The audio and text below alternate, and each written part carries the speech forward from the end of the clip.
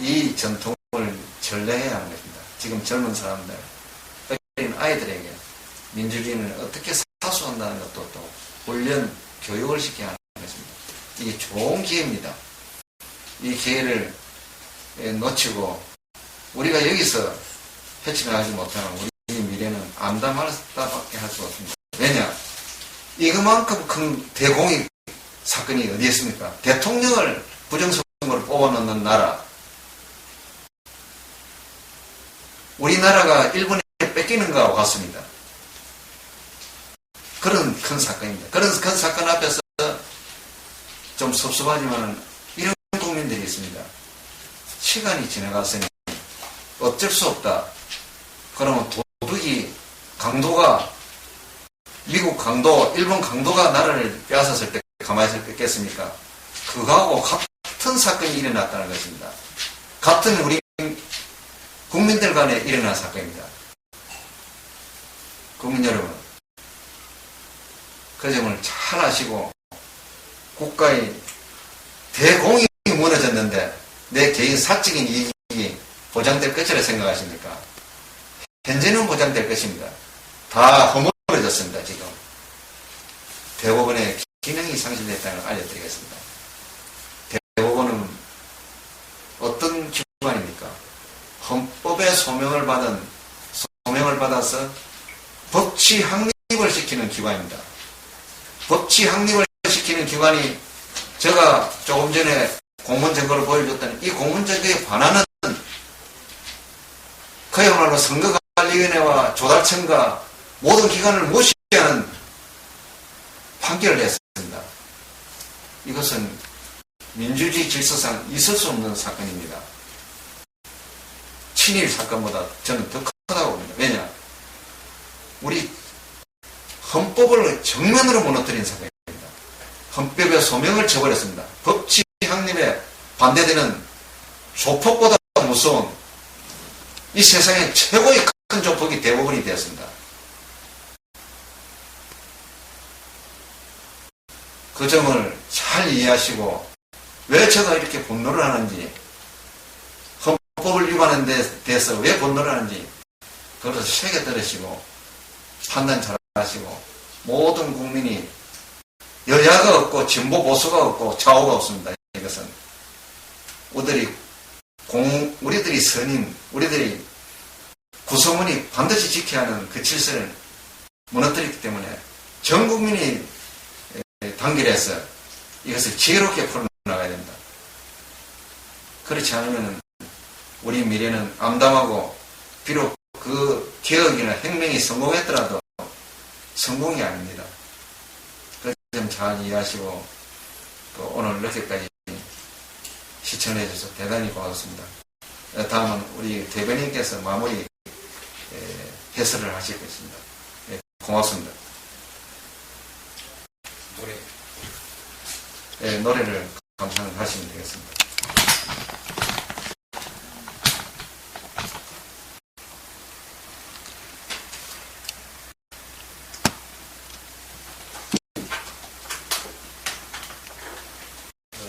주말에 다녀왔는데요.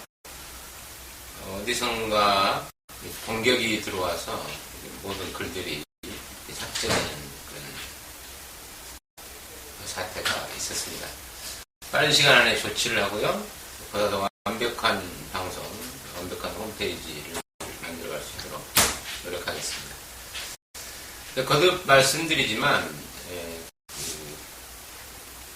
선거 무효 소송을 통해서 18대 대선을 선거 무효화시키는 과정에 필요한 자금들이, 소요되는 자금들이 있습니다. 이 방송국을 운영하는 데도 이렇게 운영 자금이 필요한데요. 그 운영 자금을 마련하기 위해서라도 지원한다는 의미에서 좀 전에 모두에서 한영수께서 말씀드렸지만 이 백서입니다. 네, 18대 대선 부정선거 백서하고요. 그리고 CD 이렇게 이게 한 세트입니다. 이 한 세트가 백서는 2만원이고 CD는 만원인데요. 가급적이면 한 세트로 구입을 해주시기를 부탁드리고요.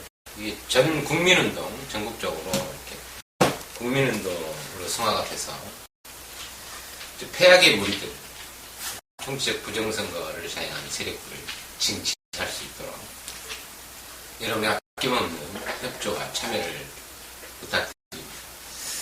오늘 인터넷 서핑을 하고 있는데요. 미국의 3대 대통령 토마스 제퍼슨이 이런 이야기를 했다고 합니다. 자유의 나무는 매 순간 애국자와 압제자의 피로 새로워진다.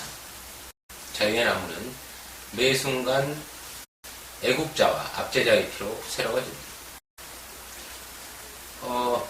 이것과 관련한 토마스 제퍼슨의 말이 한마디가 더 있네요. 나는 인간의 정신을 억압하는 모든 형태의 압제에 대해서 영원히 한가하기로 신의 재단 앞에서 맹세. 여러분이 이 말을 어떻게 생각하십니까? 애국자라는 무엇일까요? 시민, 개개인이 모여서 국가라는 틀을 형성하지 않습니까? 시민 없는, 나라님 없는 국가가 존재할 수 있을까요? 그래서 여러분의 자존을, 여러분의 존재를 확인하는 중요한 기회로 삼았으면 좋겠다. 이런 말씀을 드리고 싶은 것입니다. 1894년 동학 농민혁명이 있었죠. 동학혁명인데요. 그분들은 무엇 때문에 붕괴하셨을까요? 가장 큰 것은 관료사의 부패였죠. 그 관료사의 부패를 상징하는 사람이 조병갑인데요. 그분들은 목숨을 초기화같이 버려가면서까지 자신 스스로의 존재를 확인하고 싶어 했습니다. 우리는 노예가 아니다. 사람이다. 그것을 확인하기 위해서 동학혁명을 일으켰던 것입니다. 당시에는 매우 열악했었죠. 그래서 우금티에서 30만 명이 진격을 했지만 단 50명을 제외한 29만 9,950명이 순국을 하셨는데요. 비록 우금티에 한양으로 가기 위한 그 여정은 실패를 거뒀지만 그 정신은 지금까지 면면이 살아서 부활하고 있습니다. 시민 여러분, 나라님 여러분, 관료사의 부패뿐만 아니라 당시에 세 가지였죠. 반외세, 반봉건의 기치를 들었다고 알려지고 있는데 가장 중요한 것은 우리 자신의 존엄성입니다. 민주주의 사회에서 시민과 나라님, 개개인은 모두가 다 독립된 헌법기관입니다. 그래서 여러분이 주인인 것입니다. 여러분이 계시지 않으면 대한민국이라는 국가는 존재할 수가 없습니다. 특히 민주주의 사회에서는 그 중요성을 더 이상 이야기할 필요가 없을 정도로 소중하죠. 그런데 이명박, 박근혜를 비롯한 정체적 부정선거 세력들은 주인을 속이고 여러분의 주권을 유린하고 헌법을 짓밟고 현행법을 파기했습니다. 이런 상황에서 국가가 유지되고 운영될 수 있을까요? 그래서 하루빨리 모든 것을 제자리로 돌려놓아야 됩니다. 현장 스님께서 말씀하신 작물정권, 여러분의 주권을 훔쳐갔기 때문에 작물정권이라고 하죠. 그런데 그 작물이 어디 있는지 다들 알고 계시지 않습니까? 그 작물 제자리로 돌려놓으면 됩니다.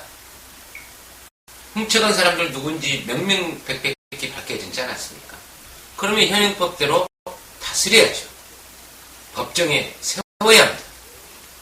그래야만 이 나라가 바로 섭니다.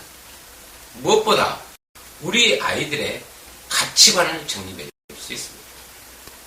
누누이 말씀드리지만 거짓말을 잘하면 성공을 하고 사기를 잘 치면 대통령이 되고 조작을 해야만 대통령이 되는 이런 나라에서 우리 아이들에게 무엇을 가르쳐 줄 수 있겠습니까? 한국 전쟁의 영웅 미국 동포시죠. 홍윤희 선생께서 그렇게 말씀하셨습니다. 미국 정가에서는 박근혜 정권을 마크니즘이라고 한다. MOP는 조폭 정권입니다. MOP는 걸레 정권이라고 한다. 다른 말로 하면 마피아 가버먼트라고 합니다. 말 그대로 조폭 정권이죠. 왜냐하면 법을 출발 자체가 법을 어겼기 때문입니다. 법이 무엇입니까? 최소한의 우리 공동체를 지탱해주는 약속이지 않습니까? 그 약속을 우리 사회를 이끌어가는 수반이 어겼는데 어느 누가 법을 지키겠습니까? 그래서 시민 여러분께 말씀드리고 있는 것입니다. 구체적으로 세부적으로 저희들이 도로교통법 다 알지 못해도 신호등 지키고 횡단보도 앞에 서고 일단 정지하고 기본적인 것은 알고 있잖아요. 그렇기 때문에 굳이 도로교통법 세부적으로 알지 않아도 생활하는 데 불편함이 없습니다. 그런데 공직선거법은 더욱더 그렇죠. 일반인들이 접근할 수 있는 기회가 없었기 때문에. 그래서 한영수 대표께서 공직선거법에 관한 국내에서 권위자이기 때문에 계속 여러분께 안내 말씀을 드리고 있는 것입니다. 무엇보다 알기 쉽게 지금까지 10여 년 동안 대법원 중앙선관위하고 싸우고 있는데요. 다시 한번 말씀드리지만 노무현 대통령하고 싸워본 적 없습니다. 그것을 호도하는 사람들이 있습니다. 속지 마십시오. 정확하게 내용을 보셔야 합니다. 이 문제는 한영수나 노무현 이 문제가 아닙니다. 법을 지켰느냐 지키지 않았느냐의 문제죠. 그 법을 지키지 않은 주체가 누구입니까? 중앙선관위였지 않습니까?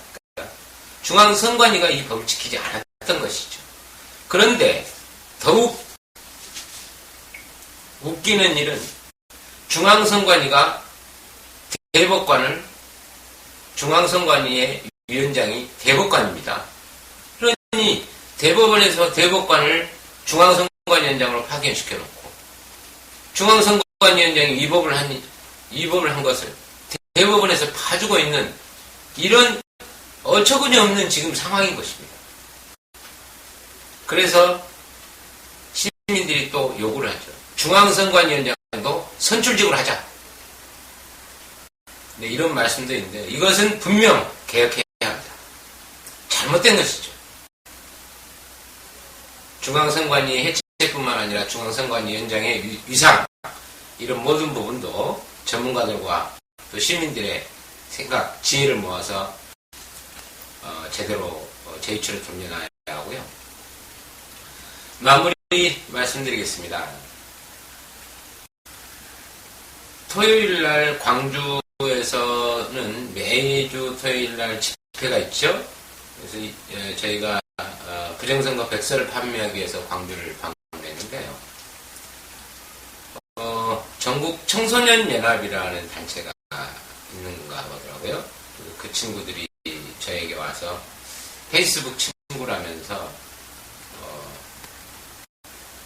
이렇게 한번 만날 수 있었으면 좋겠다 이렇게 말씀하시더라고요. 그래서 그 다음날 만나기로 돼 있었는데 마라톤 행사가 있어서 만나지 못하고 올라왔습니다. 그런데 페이스북에 메시지를 남겨놓았더라고요. 진실인데 정의로 가자고 하는데 왜 우리 어른들은 움직이지 않고 있을까요? 선거소송인단이 올바르게 행동하고 있는데 힘이 없어서 과연 이명박 씨, 박근혜 씨 법으로 이렇게 다스릴 수 있을지 모르겠지만 현재 그 진실과 정의를 위해 움직이고 있는 선거소송인단 그 자체의 노고에 대해서 역사는 꼭 기록해 줄 것입니다. 용기 잃지 마시고 힘내십시오. 라는 그런 참 예쁜 말을 메시지로 전해줬습니다. 그래서 제가 그랬습니다. 그 답글로. 힘은 다른 데 있는 게 아니고 진실과 정의를 믿고 우직하게 걸어가는 데 있다. 이것이 오늘 해결되지 않고 내일 모레 지연이 되더라도 포기하지 말고 끝까지 우직하게 걸어가면 될 것이다. 함께 해주셨으면 좋겠다. 청년 학생 여러분이 우리들의 미래다. 우리가 잘못하고 있는 그 모든 그 결과가 여러분이 끝없는 경쟁의 사회를 내몰리고 있는데 미안하다. 우리가 나서서 앞장서서 여러분의 미래에 조금이라도 밝혀줄 수 있도록 더욱 노력해야겠다라고 이렇게 말씀을 드렸습니다. 그러면서 문득 이런 생각이 들었습니다. 삼성과 10년 동안 싸우고 있는 조성구 대중소기업 상생협회 회장이 계시는데요. 참 지난한 여정을 걸어오신 분입니다. 다이 조성구와 골리앗 삼성과의 10년 전쟁의 주인공인데요. 그러면서 서로 위로하면서 격려하면서 함께 싸웠습니다. 그 과정에 힘이 센 놈이 이기는 것이 아니라 끈질긴 사람이 이긴다는 것을 증명합시다라고 의기투합을 한 적이 있습니다. 저는 그것이 옳다고 생각합니다. 맞다, 정답이다 그렇게 생각합니다. 그러면서 조성구 회장은 6살 딸아이, 9살 아들애를 혼자 키우고 있습니다. 수많은 생명의 위협을 견디지 못하고 애들 엄마가 집을 나갈 수밖에 없었습니다. 조성구 회장의 그 마음 앞에 비하면 저는 저의 아주 그 극히 미약한 이렇게 불편함은 저족지혈인데요. 80일 만에 집에 갔더니 푸념 장난 아니게 쏟아내더라고요. 그런데 그때 조성구 회장하고 항상 서로 의지하고 위로하며 격려하면서 했던 말을 기억합니다. 우리는 그래도 만주벌판을 풍찬노숙하며 조국의 독립을 위해 동상 걸린 이 손가락 잘라내가면서 호호 불어가면서 일본군과 싸웠던 13살 독립군보다는 낫지 않습니까? 그러면서 서로 격려하면서 여기까지 왔습니다. 앞으로도 그 각오로 갈 것입니다. 우리 다 함께 외칩시다. 우리의 자존을 위해서, 그리고 우리의 정부, 우리에 의한 정부, 우리를 위한 정부를 만들어가기 위해서 힘차게 외칩시다. 이명박 처벌하고 박근혜 퇴진하라. 우리가 주인입니다. 여러분이 명령하면 여러분의 시대 열립니다. 오늘 방송 끝까지 시청해주셔서 대단히 고맙습니다. 네, 행복한 저녁 시간 보내시기 바랍니다. 고맙습니다.